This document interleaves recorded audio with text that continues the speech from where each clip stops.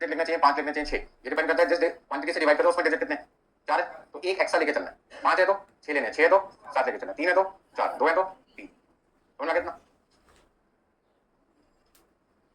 चलिए पहला आंसर आपने आसानी से निकाल दिया। अब कौन सा आंसर निकालना है, 8000 यूनिट बनाने की कॉस्ट कितनी है और 2000 यूनिट WIP की बनाने की कॉस्ट कितनी है। Solution number 2, cost of 8000 units produce किसकी, फिनिश गुड्स की।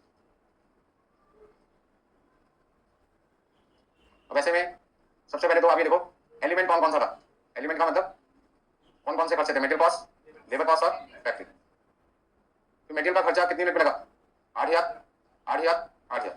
ये कौन सी 8000 यूनिट लिखी है मैंने, ये वाली 8000 लिखी है। मटेरियल में कितना है 8000, लेबर में कितना है 8000, फिनिश गुड्स में कितना है, ये सबके सामने क्या लिखा है, तो फिनिश गुड्स में मटेरियल कितना है 8000, फिनिश गुड्स में लेबर कितना है 8000, फिनिश गुड्स में फैक्ट्री एक्सपेंस कितना है 8000, ठीक है।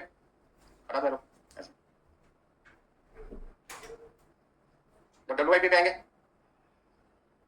2000 1600, एग्जाम में आप चाहो तो ऐसे एरो बना सकते हैं अपनी अंडरस्टैंडिंग में, ठीक है ना। तो अभी तो मैं फिनिश गुड्स की बात कर रहा था इसलिए मैंने 8000 8000 8000 लिखा। फिर लिखूंगा cost per unit, cost per unit अभी आपने निकाला ना, मटेरियल का कितना था 9.5, लेबर का कितना निकाला था 4.6875, यहाँ पे था 3.82609। फिर आपके पास में अमाउंट आ जाएगा जो आप मल्टीप्लाई करके निकाल लोगे। इसी तरीके से तीसरा आंसर आप निकालेंगे कॉस्ट ऑफ कितनी यूनिट थी 2000 यूनिट्स प्रोड्यूस, WIP यानी WIP की 2000 यूनिट बनाने की कॉस्ट कितनी है, फॉर्मेट को समझो, मटेरियल लगा, लेबर और फैक्ट्री, ठीक है। कोई काम पूरा हो या अधूरा हो, पैसा तो दोनों केस में लगा होगा ना, ठीक है ना। आगे यदि मैं आपसे पूछूं कि आप जिस कोर्स को कर रहे हैं वो पूरा हो गया तो आप क्या कहोगे, सर अभी पूरा नहीं हुआ, लेकिन आप ये भी नहीं कहोगे कि सर 1 भी रुपए खर्च नहीं हुआ अभी तक, कुछ ना कुछ तो खर्चा वो है ना। इंटर में हो तो फाउंडेशन क्लियर है, तो फाउंडेशन एक प्रोसेस हो गया, वहां का जो खर्चा है वो तो इनका हो चुका ना। फिर इंटर में एडमिशन लिया इंस्टीट्यूट में, जो क्लासेस आपने लिए सब्जेक्ट की वो आपका खर्चा हुआ, ट्रांसपोर्टेशन चार्जेस, कोई बच्चा दिल्ली शहर में पढ़ना है तो हॉस्टल चार्जेस, खाने का खर्चा उसका अलग से बढ़ेगा। तो कहने का मतलब है कॉस्ट तो लगी रही है ना सबकी, काम पूरा भी नहीं हुआ लेकिन कुछ ना कुछ आपका खर्चा हो चुका है।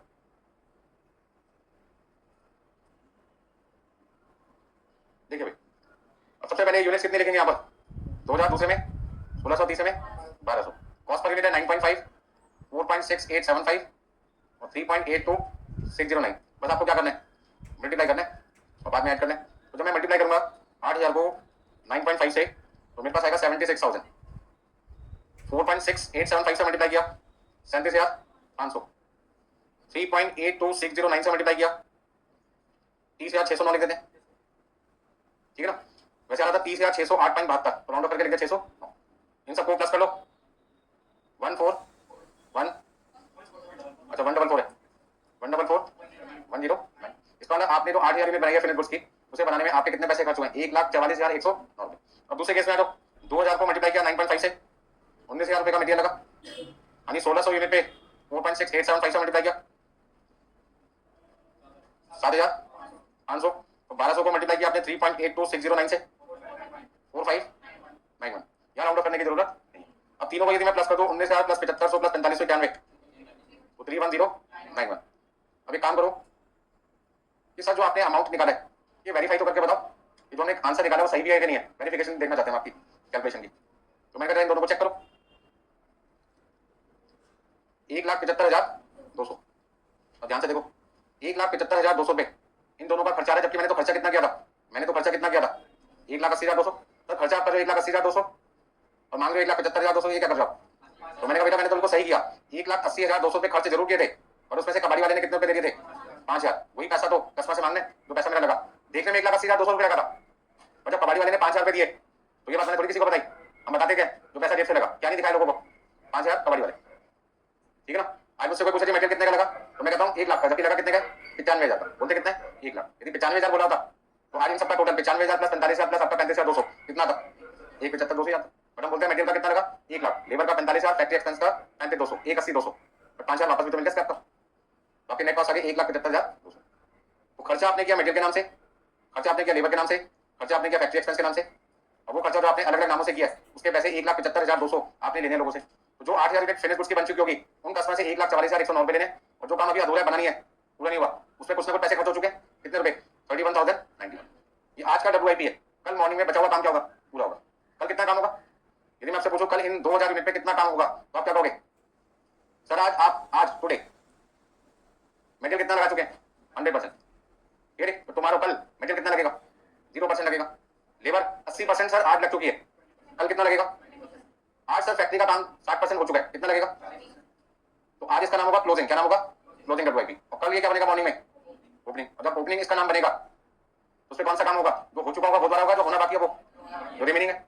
तो ओपनिंग में कौन सा DOC लेते हैं? ओपनिंग में कौन सा DOC लेते हैं? ओपनिंग में कौन सा DOC लेते हैं?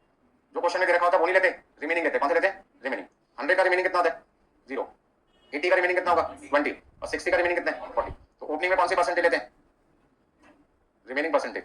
तो जो परसेंटेज क्वेश्चन में दे रखी होगी वो नहीं लेनी, उसका रिमेनिंग परसेंटेज लेना है। क्योंकि जो क्वेश्चन में परसेंटेज दे रखी होती है उसको कहते हैं DOC, डिग्री ऑफ कंप्लीशन। और डिग्री ऑफ कंप्लीशन क्या कहता है? काम जो हो चुका उसकी परसेंटेज है, जो होना बाकी उसकी परसेंटेज है।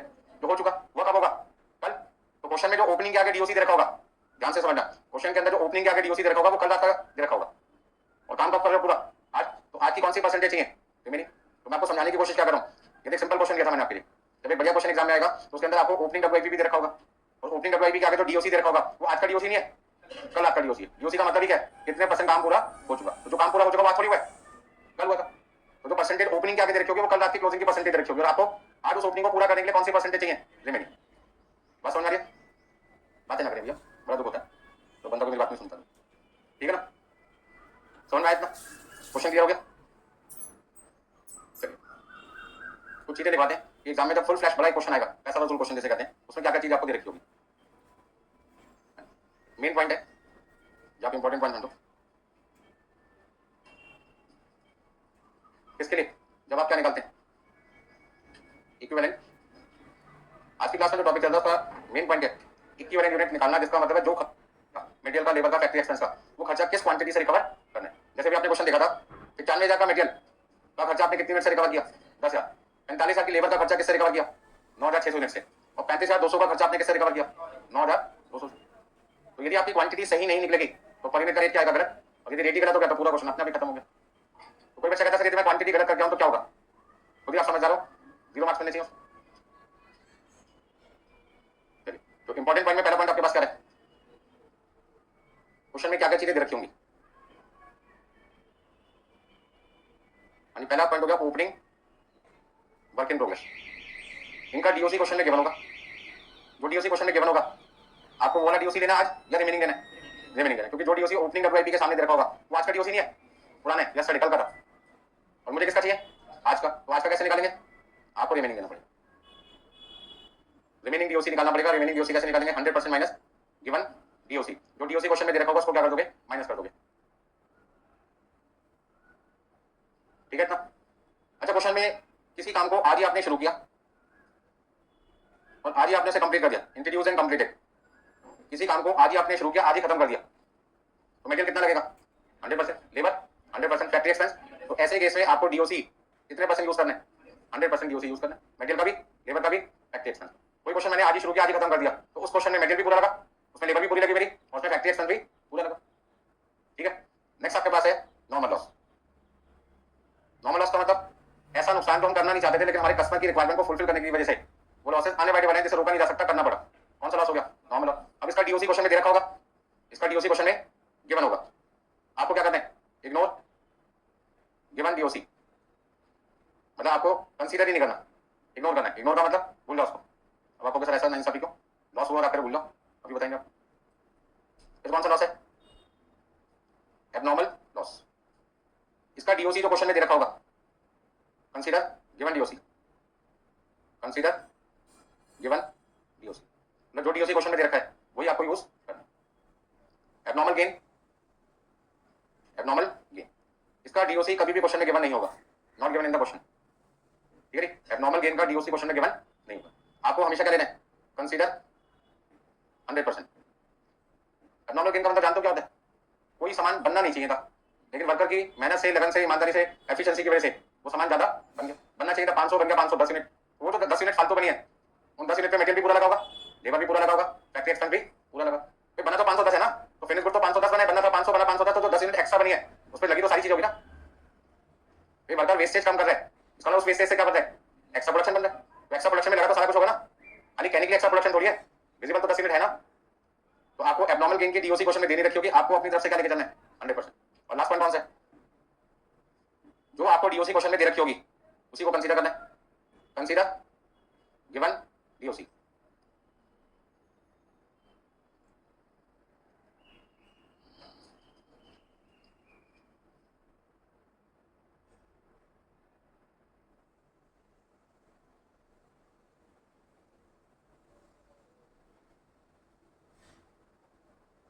बात समझ में आ गई सबको?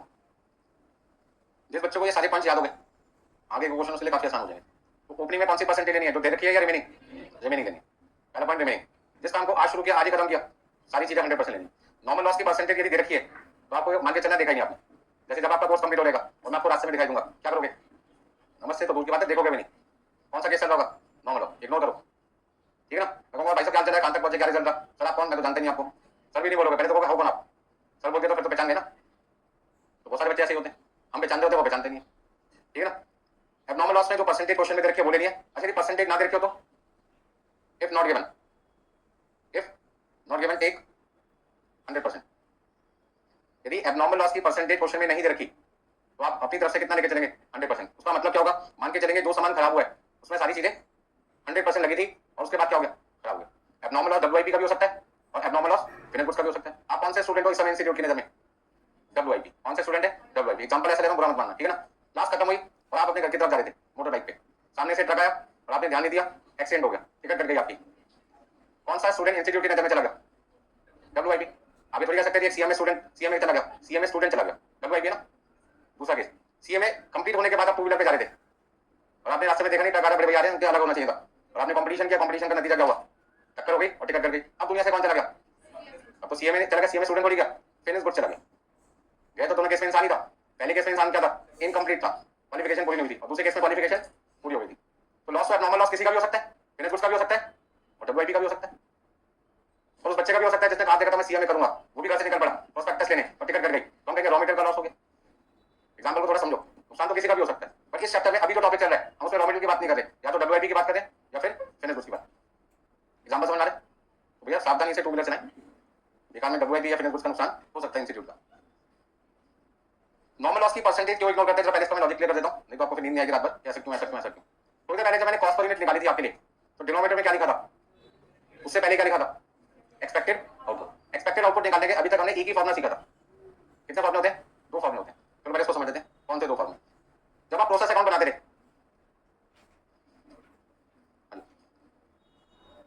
2 मिनट के लिए, जब मैं प्रोसेस अकाउंट बनाता था आपके लिए, तो यहाँ पे हम इनपुट लिखते थे डेबिट साइड पे, क्रेडिट साइड पे क्या लिखते थे, नॉर्मल लॉस, एब्नॉर्मल लॉस। हाँ जी, नेक्स्ट प्रोसेस में जो क्वांटिटी जा रही थी वो नेक्स्ट प्रोसेस लिख दिया मैंने, और क्या लिखते थे, क्लोजिंग स्टॉक। 4 चीज हो सकती है। और डेबिट साइड पे हम क्या लिखते थे, एब्नॉर्मल। मान लो ये आपके पास है 1000 यूनिट, कितनी यूनिट है 1000, ये आपके पास है 100, ये आपके पास है 50, ये आपके पास में है 800, या थोड़ा सा कम ले लेते हैं 600 ले लेते हैं, और ये कितना आपके पास में देखना टोटल 250 ले लेते हैं।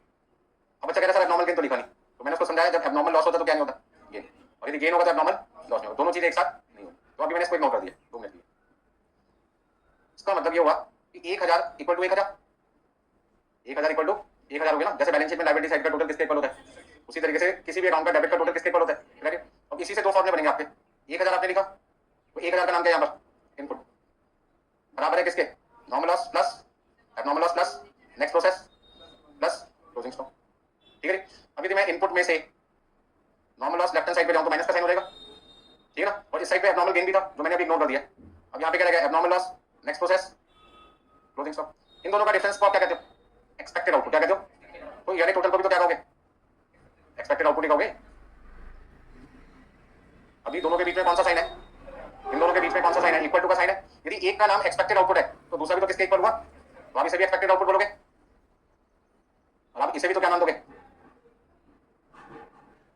तो प्रीवियस क्लास में जो क्वेश्चन हो रहे थे उसमें एक्सपेक्टेड आउटपुट निकालने के लिए हम ये वाला फॉर्मूला यूज करते थे, और आज की क्लास में जहां पे इक्विवेलेंट प्रोडक्शन कांसेप्ट आ जाता है वहां पे एक्सपेक्टेड आउटपुट निकालने के लिए हम इस वाले को यूज करते हैं। तो यहाँ पे हम लॉस, अभी आपके सामने याद होगा आपको, ये मैंने 10,000 निकालने के लिए क्या किया था, फिनिश गुड्स की क्वांटिटी ली थी और क्लोजिंग स्टॉक का मतलब WIP की क्वांटिटी ली थी। तो मैं कौन सी साइड से 10,000 निकाल रहा हूँ, इनपुट माइनस नॉर्मल लॉस करके करूंगा, दूसरी वाली साइड से निकालूं, दूसरी साइड से आना, दोनों से आंसर क्या सेम है, ठीक है ना।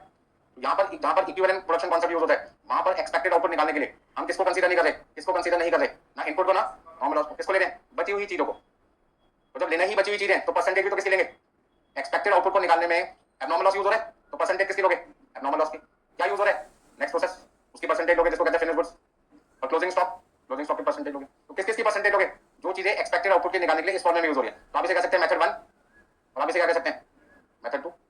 तो आज की क्लास में अब जो मैं एक्सपेक्टेड आउटपुट निकालूंगा, जिसे मैंने नाम दे रखा है इक्विवेलेंट यूनिट्स, कौन से मेथड से निकालने हैं, मेथड 2। तो मेथड 2 में आप बताइए क्या नॉर्मल लॉस यूज हो रहा है, जब यूज ही नहीं हो रहा तो क्या उसकी परसेंटेज लेंगे, और परसेंटेज दे भी रखोगे तो क्या करोगे, इग्नोर करना पड़ेगा क्योंकि आप उसे कंसीडर नहीं करते। बस समझ में आ गई। तो नॉर्मल लॉस की परसेंटेज देने के बावजूद भी हम उसे इग्नोर कर रहे हैं इक्विवेलेंट यूनिट निकालने में, क्योंकि हम मेथड 1 की जगह कौन सा फॉर्मूला यूज करें, मेथड 2। और मेथड 2 में ना तो इनपुट का इस्तेमाल होगा ना नॉर्मल लॉस का होगा, इसलिए दोनों को क्या करना है, देखना ही नहीं, और दिखे भी तो इग्नोर कर देना, ठीक वैसे ही जैसे आप कुछ दिनों के बाद मुझे करोगे, ठीक है ना। अच्छा, मैं आपको पहचान रहा हूँ, आप मुझे भूल रहे होंगे, कौन सी एरर कर रहे हैं लाइफ में, पार्शियल ओमिशन, अकाउंट में से बोलते हैं पार्शियल ओमिशन, भूल जाना एक तरफा, ठीक है ना। आप भी मुझे ना पहचानो, मैं भी आपको ना पहचानूं, फुल्ली ओमिशन। आप मुझे देख के निकल गए, मैं आपको देख के निकल गया, आपने कहा मुझे कुछ बोले, मैंने सोचा आप कुछ मुझे बोले, इतने में रास्ता कट गया, तो फुल्ली ओमिशन का केस हो गया, ऐसे कहते हैं कौन पढ़ना, ठीक है ना भाई, हो गया यहाँ पे। चलिए, तो जल्दी से कौन बच्चा मुझे सारी परसेंटेज सुना सकता है, ऐसा बच्चा कोई नहीं, क्लास में आ सकता नहीं हुआ अभी तक, इतने नालायक हो रहे तुम, कौन बच्चा ऐसे तो देख के बोल सकता है, चलो आप बोलो, हिम्मत तो करी किसी ने। हाँ जी, ओपनिंग का कौन सा परसेंटेज लिखते हैं, क्यों लिखते हैं, क्योंकि हम यहाँ पे इक्विवेलेंट प्रोडक्शन किसका निकाल रहे हैं, आज के काम का, किसका निकाल रहे हैं, आज जो हमने काम किया। तो ओपनिंग डब्ल्यूआईपी का मतलब कल का क्लोजिंग, तो जो डीओसी तरीके किसकी तरीके कल की, मुझे कब की चाहिए, आज का मतलब जो आज काम करूंगा, कौन सा करूंगा, रिमेनिंग करूंगा। तो इसलिए ओपनिंग में कौन सी परसेंटेज आती है, रिमेनिंग। इंट्रोड्यूस एंड कंप्लीटेड में क्यों, किसी काम को आज ही शुरू कर रहे हो, आज ही खत्म कर रहे हो, सारी चीजें 100% लगी होगी। नॉर्मल लॉस क्यों करना इग्नोर, क्योंकि हम यहाँ पर इक्विवेलेंट जो यूनिट्स निकाल रहे हैं उसमें हम मेथड 1 की जगह किसको यूज करें, मेथड 2। मेथड 1 का फॉर्मूला था इनपुट माइनस नॉर्मल लॉस, तो नॉर्मल लॉस तो वहां यूज हो गया, तो मेथड 2 में यूज ही नहीं हो रहा, इसलिए उसकी परसेंटेज क्या कर दी, हटा दी। जब कोई चीज फॉर्मूला में नहीं है तो उसकी परसेंटेज को लेना देना नहीं है ना। एब्नॉर्मल लॉस जो परसेंटेज क्वेश्चन में दे रखी है बोलेंगे, नहीं दे रखी तो 100%। एब्नॉर्मल गेन इसकी परसेंटेज क्वेश्चन में होगी नहीं, क्योंकि हमें खुद ही नहीं पता था एक्स्ट्रा सामान बनेगा या नहीं बनेगा। जब कोई चीज एक्स्ट्रा बन जाए तो उसमें सारी चीजें क्या मानोगे, 100%। अब 5 बच्चों का ग्रुप था, उनमें से 4 बच्चे सोच के बैठे थे बच्चा मेरा तो दोस्त है, पास ही नहीं होगा। जब रिजल्ट आया चारों रह गए, और जिसके बारे में सोचा था पास नहीं होगा वो पास हो गया, जो हो गया वो एब्नॉर्मल गेन हो गया, और जो 4 सोचे बैठे थे हम तो पास हैं वो एब्नॉर्मल लॉस हो गया। ऐसा बहुत बार हो जाता है। किसी लोगों की हिडन क्वालिटी आपको थोड़ी पता है, पूरे दिन वो घूम रहा था इसलिए आपने सोचा कि बच्चा फेल हो जाएगा, रात के टाइम में थोड़ी आपने उसको फोन करके पूछा तू क्या कर रहा है। कुछ बच्चे 12 बजे से लेकर सुबह 6 बजे तक पढ़ते हैं, बाकी 6 बजे से लेकर 12 बजे तक घूमते घूमते, ऐसे बहुत सारे स्टूडेंट्स होते हैं, ठीक है ना। घूमने का मतलब है सुबह के 6 बजे से रात के 12 तक वो सोते हैं, खाते पीते घूमते रहते हैं। आपको लगेगा गली के मोड़ पे कोई खड़े रहते हैं हमेशा, जब भी निकालते हमारा बच्चे, लेकिन रात का आपने 12 से लेकर सुबह का 6 बजे तक नहीं देखना उनका, उस समय 6 घंटे पढ़ते रहे और आप समय अपना टाइम बर्बाद करते रहे व्हाट्सएप पे, ठीक है ना। उस समय उसका व्हाट्सएप क्या होगा, बंद होगा। तो टाइम को ऐसा फिक्स करो अपने 4-5 घंटे का, दिन का 6 घंटे का, 8 घंटे का, पूरे 24 घंटे में कहीं तो दुनिया की सारी चीजें कोई तंग ना करे, सब पढ़ाई, ठीक है ना। जैसे पढ़ने बैठते हो आपको नींद आ जाती है, ठीक है ना। तो थोड़ा टाइम निकालो, जरूरी नहीं कि रात को ही पढ़ो या दिन में पढ़ो, जो टाइम आपको सूट करता हो आपके हिसाब से।